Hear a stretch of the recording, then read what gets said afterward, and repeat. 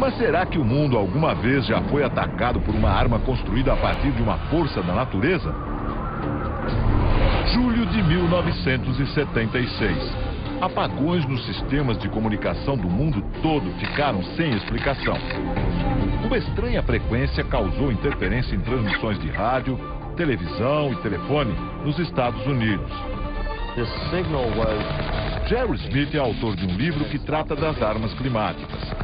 Segundo ele, os cientistas norte-americanos descobriram que o sinal secreto vinha da então União Soviética, o auge da chamada Guerra Fria entre as duas maiores potências mundiais. Fotos de satélite mostram um gigantesco radiotransmissor russo. Dele saíam ondas de extrema baixa frequência rumo à atmosfera sobre os Estados Unidos. O sinal continuou a ser detectado até 1989. Mas por quê? O transmissor soviético funcionava como um grande radar e servia para verificar se havia mísseis americanos a caminho do país. Mas alguns pesquisadores suspeitam que algo mais sinistro estava no ar. No início da década de 80, um relatório do Departamento de Defesa americano dizia que a máquina russa interferia no clima e que teria o poder de alterar o padrão dos ventos no mundo todo. Será que o transmissor foi uma arma secreta entre União Soviética e Estados Unidos? O fato é que, nessa época, algo muito estranho aconteceu. De 1987 a 1992, o estado da Califórnia passou por uma das secas mais dramáticas da história. As lavouras secaram e o gado morreu. O preço dos alimentos subiu vertiginosamente e a população ficou aterrorizada. Os especialistas em clima disseram que a causa foram as altas temperaturas que impediram a entrada de umidade na região, um fenômeno fora do comum para a Califórnia. Normalmente, os ventos de grande altitude levam a umidade para a costa dos Estados Unidos. As setas indicam que os ventos sopram sempre para o leste. Durante a seca, os ventos mudaram subitamente de direção e se enfraqueceram. É claro que os soviéticos negaram tudo. Este professor de táticas militares diz que negar faz parte do jogo. Afinal, nenhum governo se sentiria confortável em admitir que deu início a uma guerra climática. Coincidência ou não, em 92 os Estados Unidos começaram a construir este enorme complexo de antenas no Alasca, como parte do projeto conhecido como HAARP. A sigla em inglês quer dizer Programa de Investigação de Aurora Ativa de Alta Frequência. Um nome sofisticado para um projeto que começou na Força Aérea e na Marinha Americanas. O complexo reúne 180 antenas de 22 metros de altura. Juntas, elas podem apontar para qualquer alvo no céu e emitir milhões de watts de baixíssima frequência, formando uma trilha na atmosfera. Este militar americano diz que o projeto HAARP é usado apenas para fins de defesa. Mas uma outra teoria apareceu. A intensa energia jogada no céu pelo HAARP poderia ser um dos fatores do aquecimento global e das mudanças climáticas. O cientista Nick Bejic acusa o governo americano de sonegar informações e garante: as pesquisas do HAARP são utilizadas, sim, para provocar mudanças climáticas.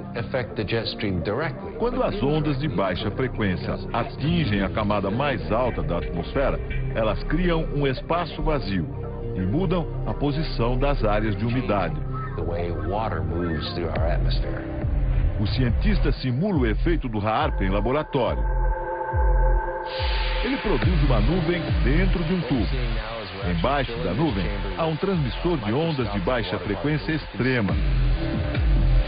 Quando as ondas são emitidas, a nuvem se move para o alto do tubo e leva junto o vapor. O HAARP é apenas um dos transmissores instalados no planeta. Há outros 20 centros de pesquisa semelhantes que funcionam em lugares secretos. Para alguns cientistas, estes transmissores são capazes de alterar o clima em qualquer lugar do mundo. Mudam a direção dos ventos e provocam grandes tempestades ou secas. Até mesmo os furacões poderiam ser provocados. Não há como garantir totalmente que esses equipamentos são usados como arma climática. No entanto, alguns fatos levantam ainda mais suspeitas. Em dezembro de 2001, cientistas da NASA, a Agência Espacial Americana, fizeram uma descoberta. Eles concluíram que vários terremotos aconteceram depois de mudanças climáticas radicais. Será que o HAARP tem alguma ligação com as duas coisas? O Dr. Brooks pesquisa terremotos. Ele trabalhava numa empresa de petróleo e gás e utilizava as mesmas ondas de baixíssima frequência do HAARP para suas pesquisas numa região do Pacífico.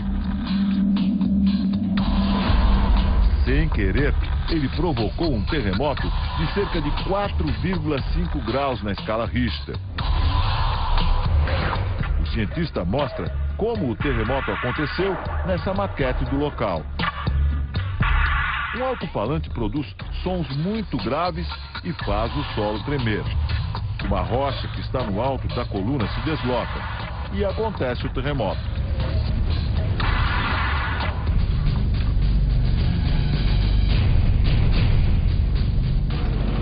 Várias teorias afirmam que o HAARP é responsável por terremotos em territórios inimigos dos Estados Unidos, como o Irã e o Afeganistão. Alguns afirmam também que o HAARP está ligado a um estranho fenômeno que ocorre no céu. Nos últimos anos, estranhas formações de nuvens aparecem nos céus do mundo e continuam aparecendo. Parecem apenas jatos de fumaça deixados por aviões, só que eles permanecem no céu por muito mais tempo. Às vezes por algumas horas, às vezes por dias, e formam nuvens artificiais. Nuvens que alguns pesquisadores chamam de rastros químicos. Chemtrails are deliberately sprayed by high-flying. William Thomas é autor de um livro sobre o assunto. A teoria dele é que esses rastros químicos são utilizados em conjunto com a HAARP.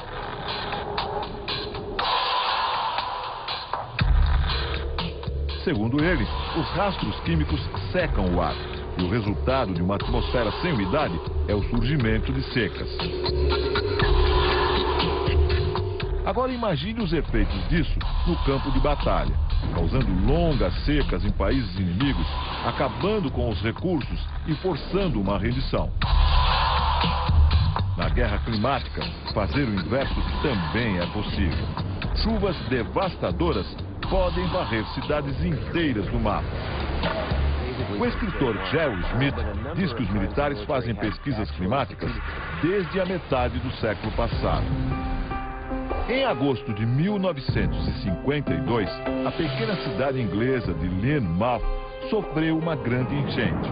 Em apenas um dia, choveu 250 vezes mais do que o normal. Jerry diz que não foi apenas um fenômeno da natureza, e sim o resultado desastroso de uma experiência dos militares ingleses para estimular tempestades. Algumas testemunhas afirmam que antes da cheia, aviões da Força Aérea Britânica sobrevoaram a região.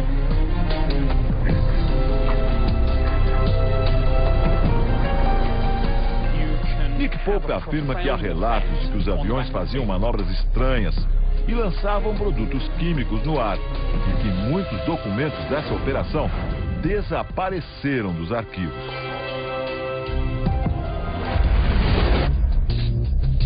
Vietnã, 10 anos depois. No auge da guerra, em 1966, outra experiência climática teria acontecido: o Projeto Popeye. Jerry Smith diz que na invasão do Vietnã, os americanos provocaram chuvas fortes, a princípio normais naquela região, mas não por períodos tão prolongados como aconteceu em outubro daquele ano. A técnica hoje usada até na agricultura consistia em espalhar com aviões militares cristais de iodo de prata nas nuvens sobre o território inimigo. 15 dias a mais de chuva foram suficientes para o avanço das tropas americanas. Estradas desmoronaram, as passagens dos rios foram destruídas. E a resistência vietnamita ficou isolada e sem suprimentos. Um sucesso passageiro na guerra perdida do Vietnã, mas que demonstrou o poder da arma climática. Mas e os furacões? Há quem diga que também é possível produzir furacões com um objetivo militar. Muitas pessoas acreditam que o furacão Katrina foi um deles. Uma arma utilizada em sua potência máxima. 23 de agosto de 2005, o Serviço Nacional de Meteorologia dos Estados Unidos prevê uma chuva torrencial nas Bahamas. Uma tempestade desse tamanho raramente destrói casas e muito menos mata pessoas. Mas isso mudaria em pouco tempo.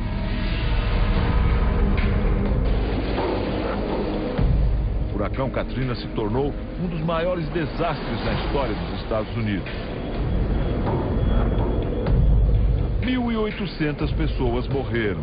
O governo gastou o equivalente a mais de 160 bilhões de reais para reconstruir a região.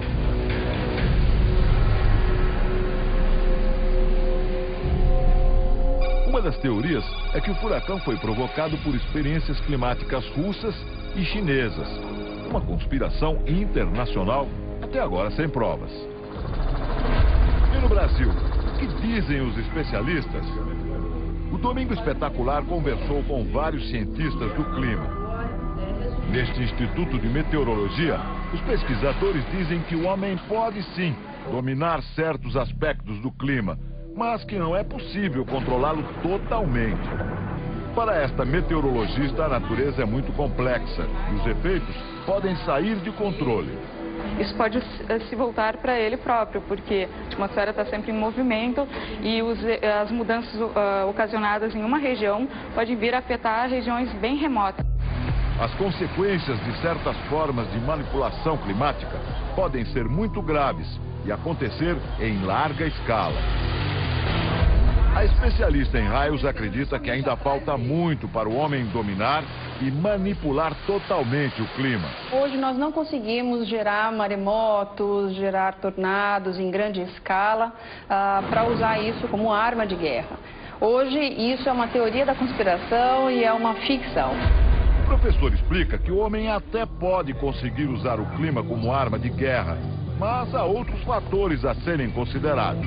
É válido você investir dinheiro, talento científico para esse tipo de objetivo, quando você poderia estar usando o dinheiro e o talento científico para outras questões muito mais importantes e relevantes para toda a humanidade, né?